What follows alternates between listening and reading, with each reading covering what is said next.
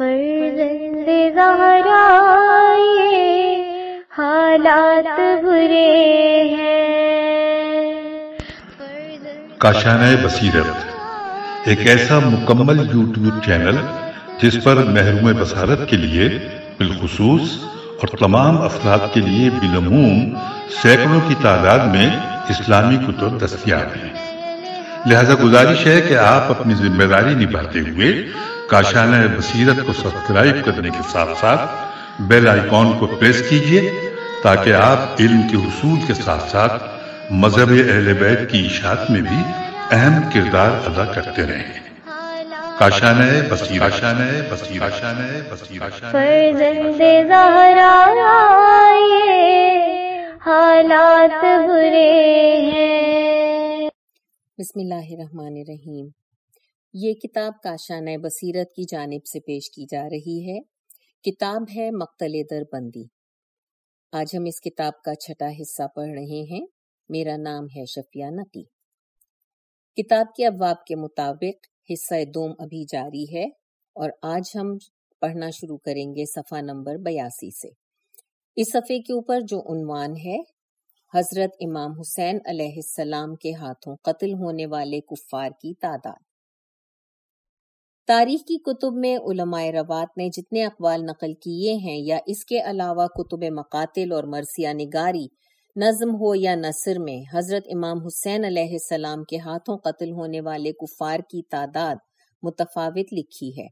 البتہ شیعہ سنی جس بات پر متفق ہیں اور اس سے کم تعداد کا کسی نے دعویٰ نہیں کیا ہے وہ اتفاقی تعداد 1850 ہے۔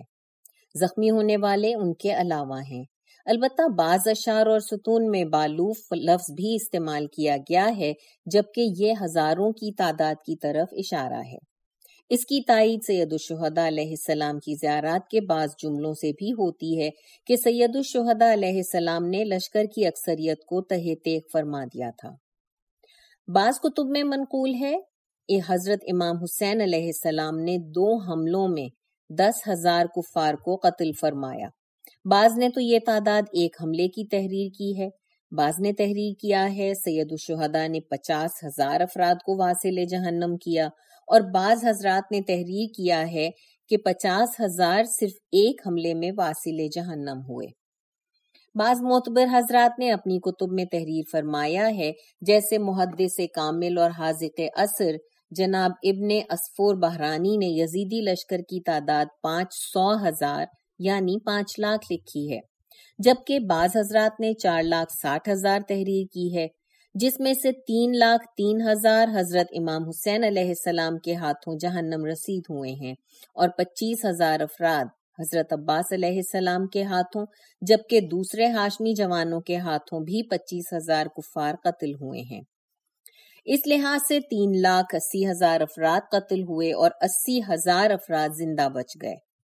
شیخ عبد الحسین اعظم نجفی جو فقیہ بزرگوار مرحوم شیخ جعفر نجفی اور سید جلیل القدر مرحوم سید جون عاملی کے شاگرد تھے نے ایک قصیدہ نقل فرمایا ہے جس میں عمر بن سعد کے لشکر کی تعداد 5 لاکھ تحریر کی گئی ہے اور امام نے 3 لاکھ افراد کو تہہ تیغ فرمایا۔ البتہ شیخ موصوف نے اصحاب حسین اور بنی ہاشم کے ہاتھوں قتل ہونے والوں کی تعداد ذکر نہیں کی ہے۔ بعض موثقین اور اہل علم نے کتاب مدینۃ الحکم سے جو محدث بزرگ سید نعمت اللہ جزائری کی تالیف اور علمی آثار میں سے ہے، سلسلہ حدیث و سند کو عبداللہ اسدی تک پہنچایا ہے۔ وہ روایت کرتے ہیں کہ جس وقت ابن سعد لعنت اللہ نے شہداء کے مقدس سروں اور اہل حرم کے اسیروں کو لے کر کوفہ پلٹ جانے کا ارادہ کیا تو اس وقت ابن زیاد ملعون کا حکم پہنچا، اپنے مقتولین کو دفن کر دو جبکہ آل محمد کے شہداء کو بغیر دفن کے رہنے دو اور کوفے لوٹ آؤ۔ ابن سعد ملعون نے اسے جواب دیا چونکہ لشکر کے ہلاک ہونے والوں کی تعداد 1,50,000 ہے لہٰذا ان کو دفن کرنا ممکن نہیں ہے۔ ابن زیاد نے خط لکھا، لشکر کے سرداروں کو دفن کر دو، باقی سپاہیوں کو ایک جگہ اکٹھا کر کے مٹی ڈال دو، اس کے بعد سروں اور اہل بیت کے اسیروں کو لے کر کوفے پہنچ جاؤ۔ اس روایت کے مضمون سے یہ اندازہ نہیں ہو رہا کہ دست امام سے جہنم رسید ہونے والوں کی تعداد کیا ہے اور باقی اصحاب اور بنی ہاشم کے ہاتھوں قتل ہونے والوں کی تعداد کتنی ہے۔ البتہ اس نسخے میں جو شیخ شہاب الدین آملی کی طرف سے منسوب ہے اس طرح ذکر کیا گیا ہے: امام نے سب سے زیادہ افراد کو تہہ تیغ فرمایا، تبھی تو آپ کے جسم اطہر پر تلواروں، نیزوں اور تیروں کے 80 کے نزدیک زخم آئے۔ بہرحال 4800 پیادہ افراد کو جہنم رسید کیا، اور اسی نسخے میں طویل بحث کے بعد اندیا دیا گیا ہے کہ امام نے چند حملوں میں 24,000 افراد کو جہنم رسید کیا۔ اس کے بعد امام زخمی ہو گئے، البتہ چند حملوں میں 20,000 سوار فوجی قتل کرنے کا تذکرہ بھی موجود ہے۔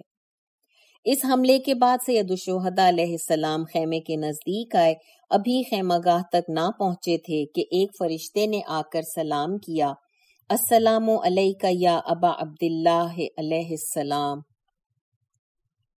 آپ نے فرشتے کو اس کے سلام کا جواب دیا۔ فرشتے نے عرض کیا: میں تمام آسمانوں سے گزرا ہوں، تمام آسمانوں میں تغیر اور انقلاب دیکھ کر آ رہا ہوں، سب کے سب آپ کے مصائب پر گریہ کناں ہیں۔ مجھے خدا نے آپ کے حکم کی اطاعت کرنے کے لیے بھیجا ہے۔ اگر آپ چاہتے ہیں کہ فرشتے نزول کریں اور دنیا ان سے بھر جائے اور چشم زدن میں ہر چیز کو نیست و نابود کر دیں تو تمام فرشتے آپ کے حکم کے منتظر ہیں، اور اگر آپ اپنے نانا، بابا، بھائی اور مادر گرامی سے ملاقات کرنا چاہتے ہیں تو وہ آج انشاءاللہ ہو جائے گی۔ امام نے جواب میں ارشاد فرمایا: میں ان سے ملاقات چاہتا ہوں۔ اگرچہ لشکر کی تعداد اور لشکر کے ہلاک ہونے والوں کی تعداد امام کے ہاتھوں قتل ہونے والوں کی تعداد میں اختلاف موجود ہے، لیکن دقیق اور لطیف نقطہ وہی ہے جس کی طرف بعض حضرات نے اشارہ فرمایا ہے۔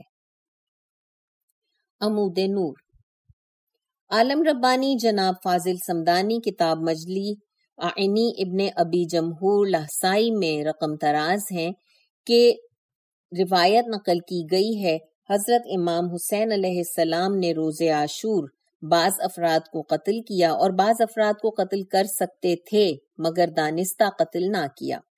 ان میں سے بعض امام کے نزدیک تھے اور بعض دور۔ اس کی علت کیا ہے؟ امام نے جواب دیا: جن لوگوں کو قتل نہیں کیا گیا ان کے اندر اہل ایمان کا نطفہ موجود تھا، انہیں اس لیے چھوڑ دیا گیا تاکہ ان سے صالح مومنین دنیا میں تشریف لا سکیں۔ جنہیں قتل کیا گیا ان میں اہل ایمان کا وجود معدوم تھا۔ یہاں بہتر تو یہ ہے کہ ہم صاحب کتاب مجلی اور ان کے ہم خیال بعض قابل اعتماد دوستوں کے اقوال نقل کریں جو امام سے منقول روایت کے متعلق ہیں۔ حضرت امام سجاد علیہ السلام نے ارشاد فرمایا: میں نے ایک کافر کو دیکھا جس نے میرے بابا کے پہلو میں اپنا نیزہ مارا، مگر آپ نے اسے قتل نہ فرمایا۔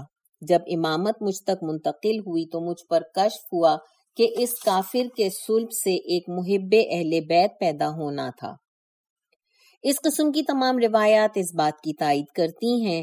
بحرین کے بعض علماء اور فضلاء نے کتاب منہاج السالکین میں اس مضمون سے ملتی جلتی روایت ذکر کی ہے کہ سید الشہداء علیہ السلام نے روز عاشور نور کے واسطے عمودی کے ذریعے جو امام کے پاس موجود تھا دشمنوں کے اسلاب پر نگاہ ڈالی۔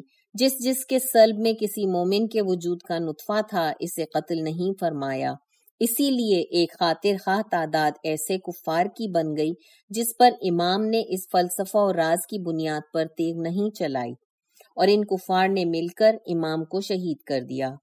اگر یہ راز دخیل نہ ہوتا تو بعید نہیں کہ امام تمام لشکر کو تہہ تیغ کر دیتے اور ان بدبختوں میں سے کوئی زندہ نہ بچتا۔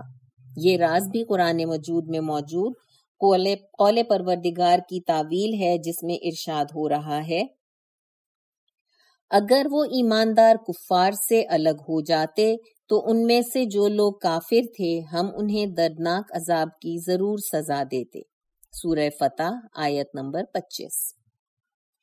بعض حضرات نے تحریر کیا ہے کہ جب حضرت امام حسین علیہ السلام حملہ کرنے کے بعد خیمہ گاہ میں تشریف لائے تو امام زین العابدین علیہ السلام نے عرض کیا: اے بابا جان، اے فرزند رسول، میں نے متعدد بار دیکھا کہ آپ ایک دشمن کو قتل کرتے ہیں اور 10 کو چھوڑ دیتے ہیں، اس میں کیا راز پنہا ہے؟ آپ نے فرمایا، اس کا راز غروب آفتاب کے نزدیک تم پر آشکار ہو جائے گا۔ سید الشہداء علیہ السلام کے اس فرمان کا اصل راز غروب آفتاب کے وقت امام زین العابدین علیہ السلام پر آشکار ہوا کہ سید الشہداء علیہ السلام کے پاس نور کا عمود تھا جو امامت اور خلافت کی میراث میں سے ہے۔ یہ نور کا عمود جب امام زین العابدین علیہ السلام کے پاس منتقل ہوا، یہ ایک ایسی چیز ہے جو ایک امام کے بعد دوسرے امام تک منتقل ہوتی ہے۔ ایک امام کو جانشین اس عمود نور کے ذریعے جو کچھ دیکھنا چاہے دیکھ سکتا ہے۔ تبھی امام سجاد علیہ السلام نے اس راز کو جب جاننا چاہا تو سب کچھ آپ پر عیاں ہو گیا۔ اس روایت اور اس جیسی دوسری روایات سے جو کچھ حاصل ہوتا ہے، یہ نتیجہ اخذ کیا جا سکتا ہے کہ جب ایک امام کی روح مطہر عالم قدس یعنی عالم برزخ میں منتقل ہوتی ہے تو پہلے والے امام کے تمام علوم بعد والے امام تک منتقل ہو جاتے ہیں۔ ایک نقطہ انتہائی قابل دقت یہ ہے کہ وہ مومنین کرام جن کے دلوں میں محبت اہل بیت موجود ہے، وہ قلوب انوار ملکوتی اور معارف حقانیہ سے منور ہوتے ہیں۔ ان کے سامنے امام کی جس قدر شجاعت بیان کی جائے وہ اس پر یقین رکھتے ہیں۔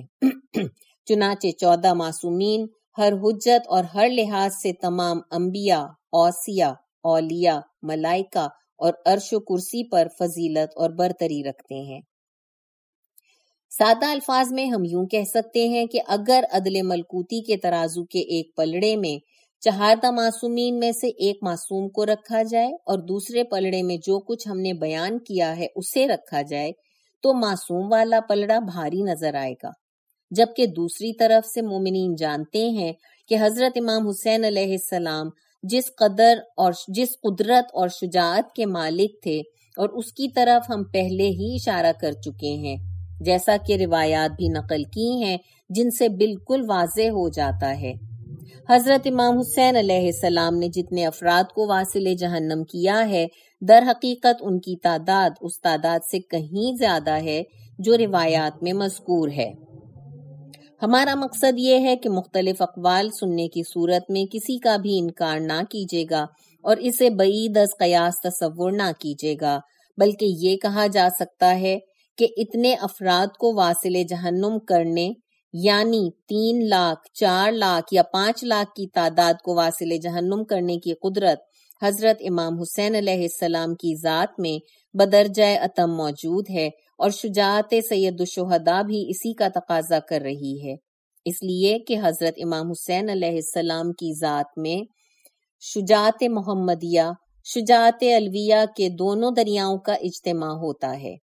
آپ کی ذات تمام انبیاء، اوصیاء اور صدیقین کی شجاعت کی مظہر ہے، بلکہ تمام شجاعان جہان کی شجاعت کا مظہر ہے، اور آپ تمام طاقتوروں سے زیادہ طاقت و قدرت رکھتے ہیں۔ اگر کوئی سوال کرے اور حضرت امام حسین علیہ السلام کی شجاعت اور بہادری کا اس لیے انکار کر دے کہ حضرت امام حسین علیہ السلام تو بعد الظہر میدان جنگ میں تشریف لائے، اتنے محدود وقت میں 3 لاکھ یا 4 لاکھ یا 50,000 بلکہ 10,000 افراد کو تہہ تہہ کرنا بھی ممکن نہیں ہے۔ چونکہ چند گھنٹوں میں اتنا کشت و خون بہرحال کس طرح ممکن ہے، اور پھر انکار کی وجہ کو مزید تقویت تب ملتی ہے جب ہم دیکھتے ہیں کہ آپ کے بعض اصحاب اور جانثاروں نے بعد الظہر بھی میدان جنگ کا رخ کیا۔ اس میں اگر وہ وقت بھی جمع کر لیا جائے جس میں آپ نے قوم کفار پر حجت تمام کی اور انہیں واعظ و نصیحت فرماتے رہے، یا جتنا وقت رجز اور اشعار پڑھنے پر صرف ہوا، اور دوران جنگ میں آپ نے کئی مرتبہ اہل حرم سے بھی وداع فرمایا، یہ ساری باتیں مد نظر رکھ کر بعد الظہر میدان کا رخ فرمایا تو اتنے قلیل وقت میں 3 لاکھ سے 5 لاکھ افراد کا قتل ایک معمے سے کم نہیں۔ اس کا جواب یہ ہے کہ اگر روز عاشور بھی عام دنوں کی مانند ہے تو پھر مذکورہ اشکال اور معمہ اپنے مقام پر باقی رہے گا اور اشکال کرنے والے کی بات درست تسلیم کرنا پڑے گی۔ بلکہ اگر ہم مروج الذہب کے مصنف جناب مسعودی کے قول کو بھی لے لیں، جس نے شیعہ سنی تمام علماء میں امام حسین علیہ السلام کے ہاتھوں واصل جہنم ہونے والوں کی تعداد سب سے کم لکھی ہے، پھر بھی یہ اشکال اپنے مقام پر باقی رہے گا۔ مسعودی نے اپنی مذکورہ کتاب میں سید الشہداء علیہ السلام، آپ کے اصحاب، جانثاروں اور بنی ہاشم کے ہاتھوں ہلاک شدگان کی کل تعداد 8000 تحریر کی ہے۔ چونکہ ایک ایسا دن جس کی ظرفیت 12 گھنٹوں یا اس سے کم و بیش پر مشتمل ہے میں اتنا کچھ ہی ممکن نظر آتا ہے، اور اگر ہم اس نظریے کو لیں، جنگ کا یہ انداز تھا کہ ایک ایک کر کے مقابلہ ہوتا رہا ہے، اور آپ نے کئی مرتبہ وداع بھی فرمایا، اس کے ساتھ ساتھ نصیحتوں اور ارشادات کا سلسلہ بھی جاری رہا، ساتھ ساتھ رجس اور اشعار بھی پڑھے جاتے رہے۔ پھر امام کی زین ذوالجناح سے زمین کربلا پر نزول کی کیفیت کو بھی مد نظر رکھا جائے، جس میں آپ پر 3 گھنٹے بالکل سکوت اور خاموشی کا دورانیہ بھی شامل کیا جائے، یا ایک مرتبہ سکوت اور خاموشی کے صرف 3 گھنٹے شامل کیے جائیں، تو جواب دیتے وقت کوئی راہ نہیں بچتی مگر یہ کہ ہم قائل ہو جائیں کہ روز عاشور عام ایام کی مانند نہیں تھا، بلکہ روز عاشور تو 72 گھنٹوں پر مشتمل تھا، جیسا کہ اس سے قبل بھی ہم اس جانب اشارہ کر چکے ہیں۔ اس نظریے کو قبول کرنے کے بعد کہا جا سکتا ہے کہ حضرت امام حسین علیہ السلام نے کفار کی ایک کثیر تعداد کو تہہ تیغ فرمایا، جن کی تعداد 3 لاکھ یا 1 لاکھ یا کم از کم 50,000 افراد پر مشتمل تھی، لیکن اس کے لیے ہمیں تسلیم کرنا پڑے گا کہ روز عاشور 72 گھنٹوں پر مشتمل تھا۔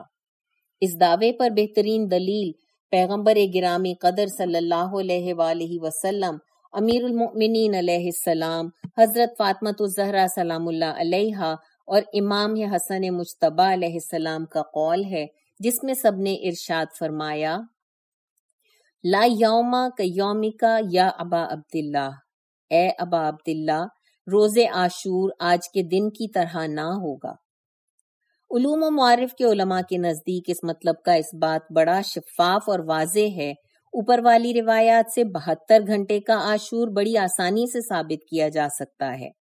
اب اگر کوئی شخص دوبارہ سوال کرے اور کہے کہ اس نظریے کو پیش کرنے سے مشکل پہلے سے بھی زیادہ شدت اختیار کر گئی ہے، چونکہ عوام الناس اور بعض مکاتب فکر کے مختلف عہدوں پر فائز افراد کے ذہن میں یہ بات نہیں بیٹھ رہی بلکہ وہ اسے بعید شمار کرتے ہیں، تو ہم اس کا جواب دیں گے، آہ آہ، اور ہزاروں آہیں عوام الناس کی خصلتوں اور عادات پر اور ان علماء اور فضلاء پر جو جہالت میں عوام الناس کے برابر کے شریک ہیں۔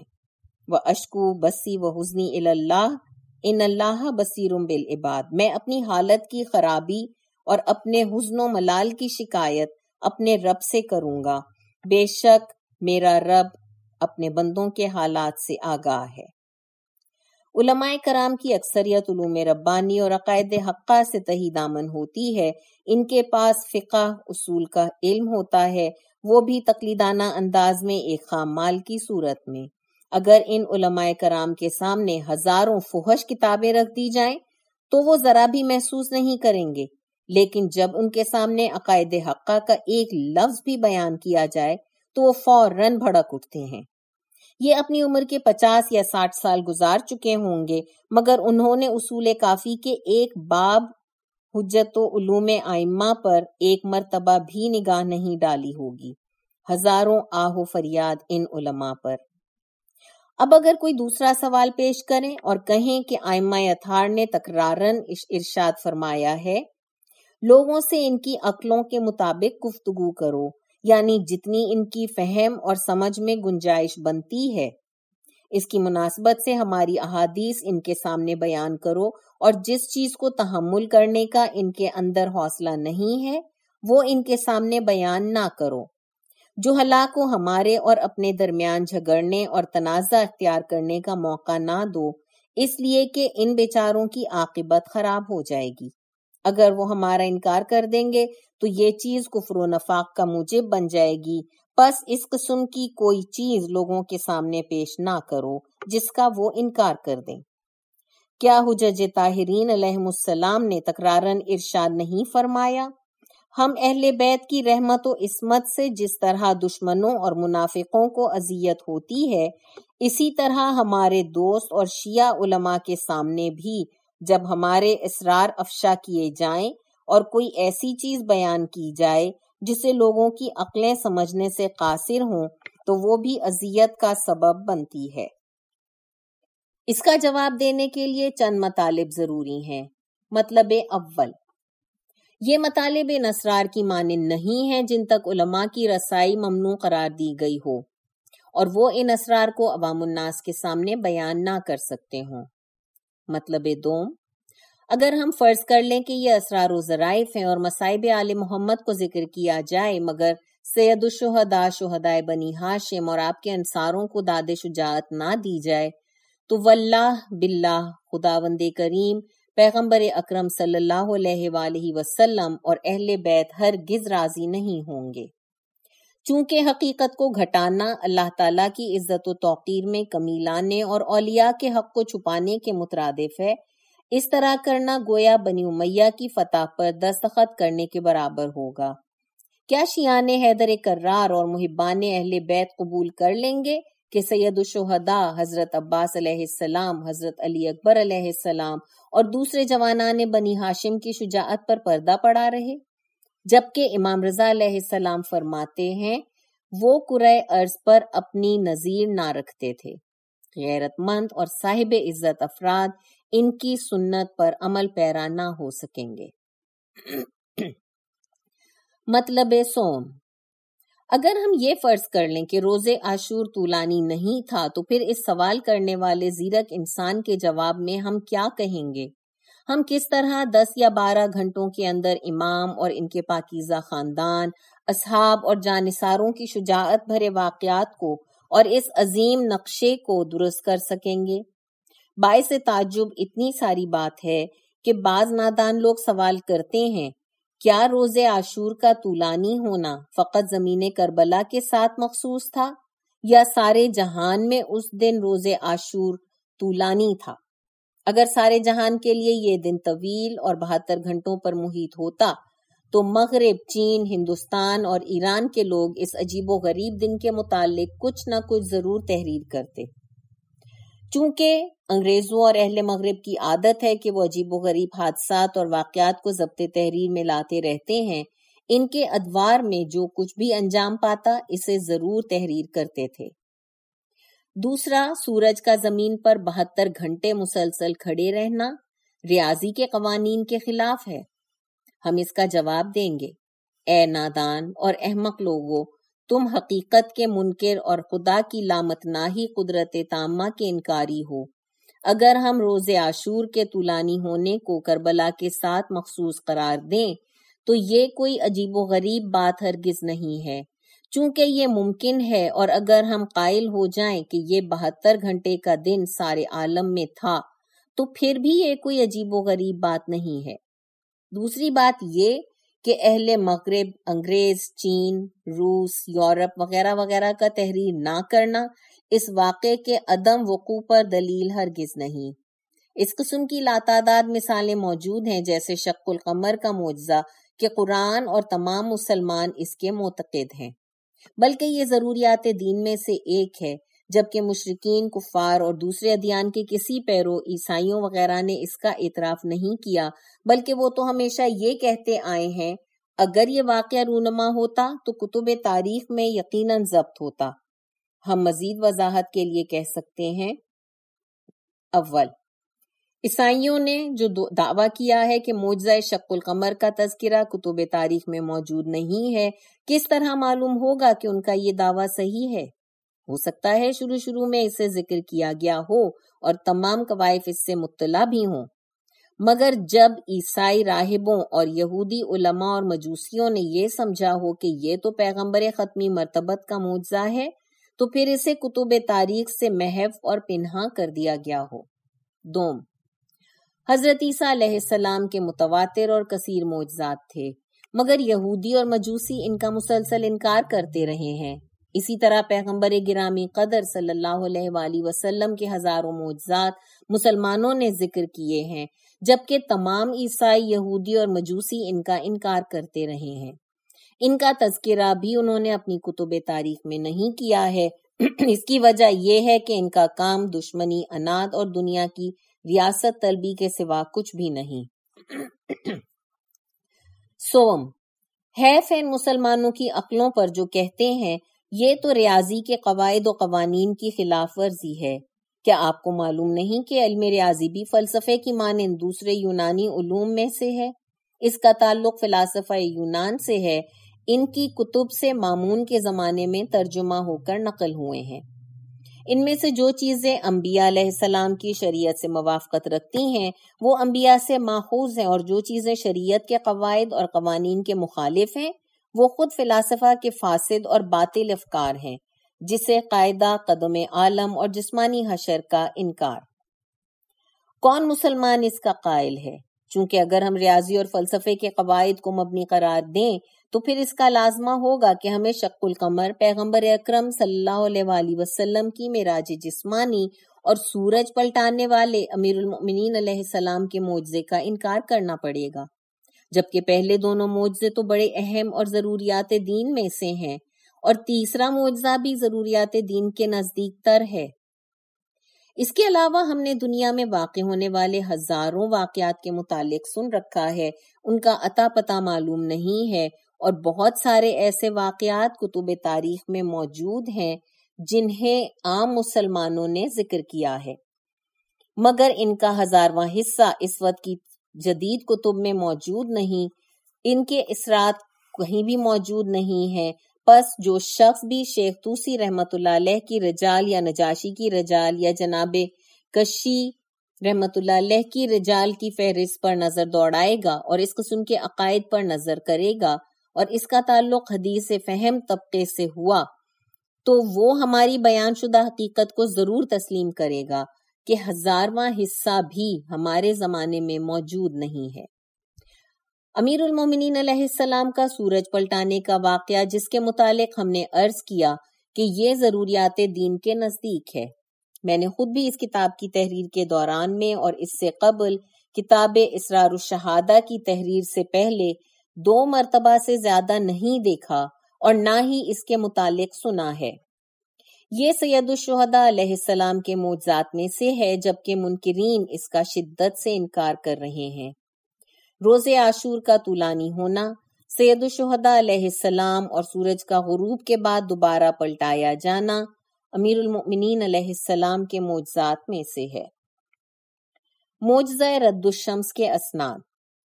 ہم نے رد الشمس کے موارد کے متعلق جتنی بھی تحقیق کی ہے، اس واقعے کا تذکرہ صرف 2 مرتبہ کیا گیا ہے، مگر ہم سید الشہداء علیہ السلام کے معجزے کی برکات سے سمجھے ہیں کہ بعض اہل سنت کے فضلاء نے بھی معجزہ رد الشمس کا ذکر کیا ہے۔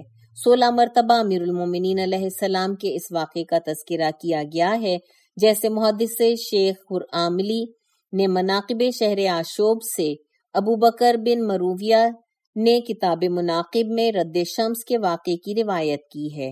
اسی طرح ابو اسحاق شامی نے اپنی کتاب تفسیر میں، ابو عبداللہ بن مندان نے کتاب معرفت، ابو عبداللہ نتیری نے کتاب خصائص میں، خطیب نے اربعین میں، فرزند احمد جرجانی نے تاریخ جرجان میں ذکر کیا ہے۔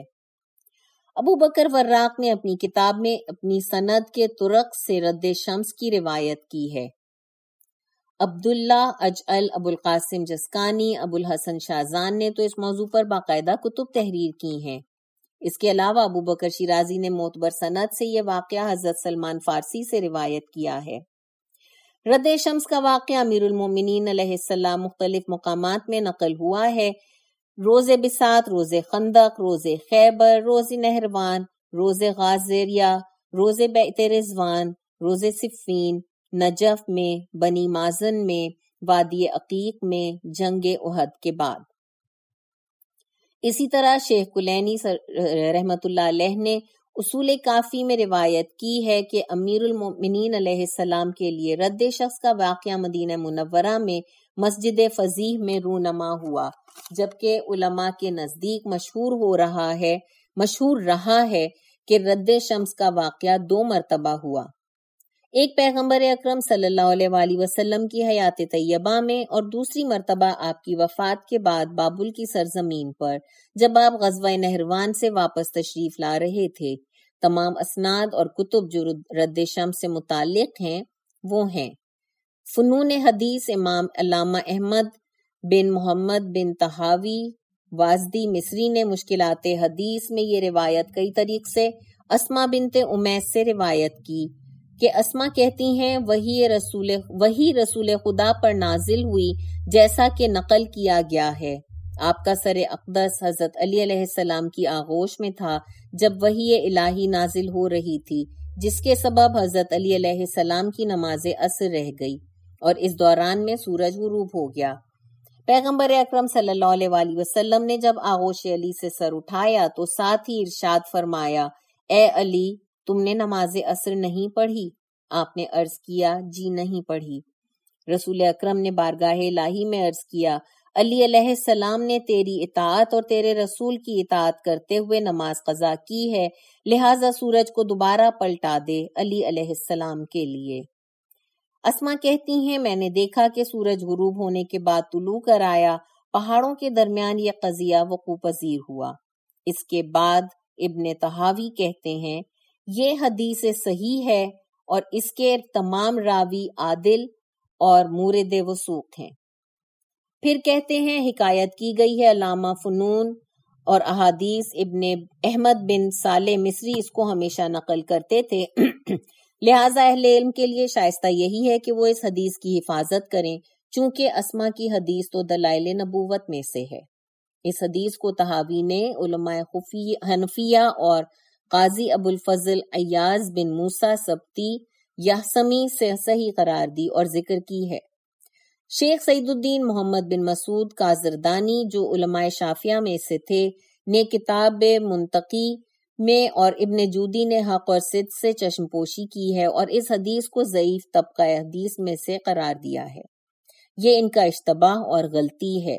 جہلاء اور نادانوں کا طبقہ ہی پروردگار کی قدرت تامہ کا منکر ہے اور فضائل اہل بیت کا انکار کرتا ہے۔ میں تو ہزاروں لاکھوں بار کہتا ہوں، اندھے ہو جائیں وہ دل، ان میں بیماری اور زخم لگیں جو ان فضائل کا انکار کرتے ہیں۔ میں پھر کہہ رہا ہوں، میرا گمان یقین کے قریب ہے کہ سید الشہداء علیہ السلام کے ہاتھوں قتل ہونے والوں کی تعداد 1,00,000 سے کم نہیں اور روز عاشور 72 گھنٹوں پر محیط تھا۔ واعظ کی حکایت۔ علامہ یوسف بن غزلی نوح ابن جوزی کہتے ہیں اس باب میں عجیب و غریب حکایت موجود ہے۔ عراق کے بزرگوں اور اساتذہ نے خبر دی ہے کہ سب نے مشاہدہ کیا کہ محدث کامل واعظ شہیر جناب مظفر بن اردشیر عبادی نے حدیث رد الشمس کو مکمل بیان کے ساتھ حسین اور پرشکو الفاظ کے ساتھ بیان فرمایا، اور اس کے بعد اس نے اہل بیت اطہار کے فضائل پڑھنا شروع کر دیے۔ اس لمحے ایک بہت بڑے بادل کے ٹکڑے نے سورج کو ڈھانپ لیا، گویا یہ حقیقی غروب نہ تھا۔ ہر سو تاریکی چھا گئی، تمام اہل مجلس خیال کرنے لگے کہ شاید سورج غروب ہو گیا ہے، اور واعظ شہیر دوبارہ ممبر پر تشریف لے گئے اور آفتاب کی طرف اشارہ کر کے یہ اشعار پڑھے: اے سورج، غروب نہ ہونا جب تک میں آل مصطفیٰ کی مدحت مکمل نہ کر لوں۔ اگر تم ان کی ثنا چاہتے ہو تو اپنی عنان بدل لو، تم وہ وقت بھول گئے جب علی علیہ السلام کے لیے غروب کے بعد پلٹے تھے۔ اگر اس دن تم روز صحبہ اور روز خیبر امیر المؤمنین علیہ السلام کے لیے پلٹے تھے، آج حضرت علی کے سوار اور پیادوں یعنی ان کے محبوں کے لیے، چاہے وہ محبت اور مودت میں کامل ہوں یا نہ ہوں، کے لیے پھر سے لوٹ آؤ۔ علامہ یوسف نوادہ بن جوزی اپنے اساتید سے نقل کرتے ہیں، کہتے ہیں کہ جب واعظ نے یہ 3 اشعار پڑھے اور آفتاب کی طرف اشارہ کیا تو بادل کا وہ بڑا سا ٹکڑا سورج کے آگے سے ہٹ گیا اور سورج نظر آنے لگا۔ انصاف کیجئے اور حق و انصاف سے اس داستان میں خوب غور و فکر کیجئے۔ پوتا ابن جوزی کا تعلق اہل سنت سے ہے وہ اپنے دادا کی رد شمس کے سلسلے میں تکذیب نہیں کر رہا ہے۔ اس کے کلام کا یہ نتیجہ ہوگا کہ رد شمس کا واقعہ ضروریات دین میں سے ہونا چاہیے، تبھی تو اس نے اس واقعے کو اہل سنت کی تمام محافل و مجالس میں تذکرہ فرمایا ہے۔ اہل سنت کے کسی بھی عالم نے اس کا انکار نہیں کیا، بلکہ وہ فخر کرتے اور اس ذکر کا استماع کرتے۔ میرا تو دل جل جاتا ہے احمقوں اور اس دور کے جاہلوں کے سبب، چاہے وہ عوام سے ہوں یا خواص سے، جو اہل بیت کی محبت کا دعویٰ تو کرتے ہیں، بلکہ خود کو 12 امامی شیعہ کہتے ہیں، مگر جب سنتے ہیں کہ روزہ عاشور 72 گھنٹوں کو محیط تھا، وہ بھی تمام دلائل اور شواہد کو پانے کے بعد، چونکہ بعض زیارات کی جملوں سے بھی یہی استفادہ ہوتا ہے کہ آپ کے ہاتھوں ہلاک شدگان کی تعداد 1 لاکھ سے کم نہ تھی، وہ اس قدر جھنجھلاہٹ کا شکار ہو جاتے ہیں، لگتا ہے انگاروں پر کوئی دمبا بھونا جا رہا ہو، اور وہ لوگ ایسی باتیں کرنے والے کو قتل کر دیں گے۔